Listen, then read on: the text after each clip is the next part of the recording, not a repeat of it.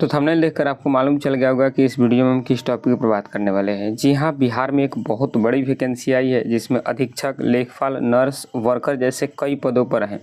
इस वीडियो में हम उसकी कंप्लीट जानकारी के बारे में जानेंगे। तो जो भी कैंडिडेट इसके लिए इच्छुक है, डेफिनेटली आप इस वीडियो को पूरा वॉच करिए, आपको पूरी जानकारी मिल जाएगी कि भर्ती क्या है, क्या चीज़ की प्रक्रिया है। चलिए शुरू करते हैं वीडियो को। तो यदि आप बिहार जिला से के निवासी हैं तो आपके लिए एक संरक्षक निकाय की वैकेंसी आई हुई है और इस वीडियो में हम उसके कंप्लीट जानकारी के बारे में जानेंगे। चलिए हम शुरू करते हैं जानना। सबसे पहले बात करते हैं तो लेख का नाम, पद का नाम क्या है। तो बिहार जिला बाल संरक्षण इकाई वैकेंसी 2026। टोटल पद 273 पदों पर है ये वैकेंसी और इसकी आधिकारिक सूचना 29 अप्रैल 2026 को जारी हुआ था। आवेदन शुरू होने वाली है 11 मई 2026 से और आवेदन की अंतिम तिथि 31 मई 2026 तक होने वाली है। चलिए नेक्स्ट। और इस आवेदन की जो प्रक्रिया होंगी वो ऑनलाइन होंगी और ये वेबसाइट है, आपकी इसी वेबसाइट पर आपको आवेदन करनी होगी। इसका लिंक आपको डिस्क्रिप्शन बॉक्स में मैं दे दूंगा। चलिए आइए जानते हैं इसकी एलिजिबिलिटी के बारे में कि क्या इसकी एलिजिबिलिटी रहेंगी।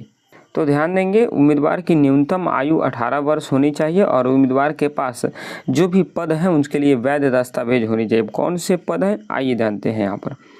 सबसे पहले अधीक्षक का पद, ऑफिसर इंचार्ज का पद, सोशल वर्क, सोशियोलॉजी, मनोविज्ञान, लॉ में इत्यादि में पीजी किए हों और बच्चों या महिलाओं के क्षेत्र में 3 साल का उनके पास अनुभव हो। तो जो भी सर आप लोग ये अधीक्षक बनना चाहते हैं तो पीजी आपका होना चाहिए किसमें, सोशल वर्क, सोशियोलॉजी, मनोविज्ञान, लॉ में। आएंगे नेक्स्ट। इसके बाद पद आती है परामर्शदाता काउंसलर की। तो काउंसलर के पदों की शैक्षणिक योग्यता आपकी सोशल वर्क, मनोविज्ञान, काउंसलिंग, ग्रेजुएशन, पीजी, डिप्लोमा, इन सब में से कोई सा भी आपको डिग्री होनी चाहिए आपके पास। इसके बाद किसी भी स्कूल संस्थान में 1 साल का आपके पास अनुभव होना चाहिए इसमें काउंसलर के पद पर काम करने के लिए। केस वर्कर, बाल कल्याण पदाधिकारी के लिए तो सोशल वर्क हो, सोशोलॉजी या फिर लॉ में ग्रेजुएशन किए हों तो आप इस फॉर्म को अप्लाई कर सकते हैं और इसमें अनुभव तो जे एक्ट पॉस्को इस बाल श्रम क्षेत्र में कम से कम 2 साल का आपके पास अनुभव होनी चाहिए।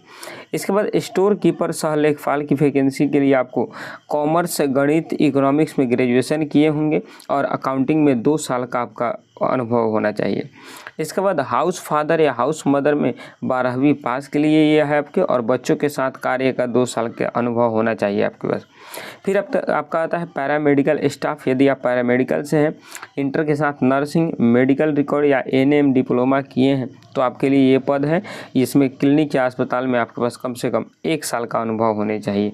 ना आएंगे नेक्स्ट पदों पर। नेक्स्ट है हमारी स्पेशल एजुकेटर के पद पर। तो इसमें स्पेशल एजुकेशन में ग्रेजुएशन किए हो या फिर बीएड आपके पास होनी चाहिए और किसी भी स्कूल संस्थान में आपके पास 2 साल का अनुभव होना चाहिए। और एएनएम महिला में बात करते हैं तो इंटर के साथ एएनएम सर्टिफिकेट और डिप्लोमा होनी चाहिए और किसी भी क्लिनिक या अस्पताल में आपको 1 साल तक आप अनुभव होनी चाहिए। यदि आपके पास ये योग्यता है तो आप डेफिनेटली इसमें पदों पर भर्ती है उसमें आप फॉर्म अप्लाई कर सकते हैं। आएंगे हम जानते हैं आयु सीमा के बारे में कि आयु सीमा क्या रहेंगी। तो इसमें आपकी सामान्य वर्ग पुरुष के लिए 37 वर्ष आयु होनी चाहिए अधिकतम और मिनिमम 18 वर्ष। ध्यान में रखेंगे, मिनिमम है 18 वर्ष और अधिकतम है आपकी 37 वर्ष। महिला के लिए 40 वर्ष और पिछड़ा और अत्यंत पिछड़ा वर्ग के लिए 40 वर्ष और SC ST के पुरुष महिलाओं के लिए 42 वर्ष होनी चाहिए। अब बात करते हैं कौन कौन सी वो दस्तावेज है जिनके द्वारा इस फॉर्म को हम अप्लाई कर सकते हैं। तो यदि आप इस भर्ती के लिए अप्लाई करना चाहते हैं तो आपके पास आधार कार्ड, शिक्षा से संबंधित संपूर्ण मार्कशीट और सर्टिफिकेट होनी चाहिए। जिन भी आप पदों के लिए फॉर्म भर रहे हैं उसका पूरा एलिजिबिलिटी को चेक कर लीजिए, उसके अनुसार आपके पास सर्टिफिकेट होनी चाहिए। निवास प्रमाण पत्र, जाति प्रमाण पत्र, इसके बाद आपकी हस्ताक्षर होनी चाहिए और नवीनतम पासपोर्ट साइज फ़ोटो, वैध ईमेल आईडी और आपकी मोबाइल नंबर आपके पास होनी चाहिए। अब जानते हैं हम क्या इसकी आवेदन शुल्क रहेंगी। तो सभी श्रेणियों के लिए इसमें कोई आवेदन शुल्क नहीं है, 0 रुपये इसमें आपके लगेंगे। सिलेक्शन प्रोसेस में सबसे पहले तो ऑनलाइन आपका आवेदन होगा। आवेदन के बाद आपका शैक्षणिक योग्यता और अनुभव के आधार पर आपकी मेरिट लिस्ट बनेगी और फिर आपकी डॉक्यूमेंट वेरिफिकेशन होगा और देन उसके बाद आपकी ज्वाइनिंग हो जाएगी। इसमें कोई भी एग्ज़ाम आपके पास नहीं देनी है। तो ये जानकारी थी आपकी बिहार जिला बाल संरक्षण के लिए। तो जो भी कैंडिडेट अगर इसके लिए इच्छुक है, डेफिनेटली 11 तारीख से आपकी फॉर्म फिलअप हो जाएंगी, वहाँ से आप फॉर्म को भर लीजिएगा। मिलेंगे आपसे एक और नेक्स्ट वीडियो में, तब तक के लिए जय हिंद जय भारत।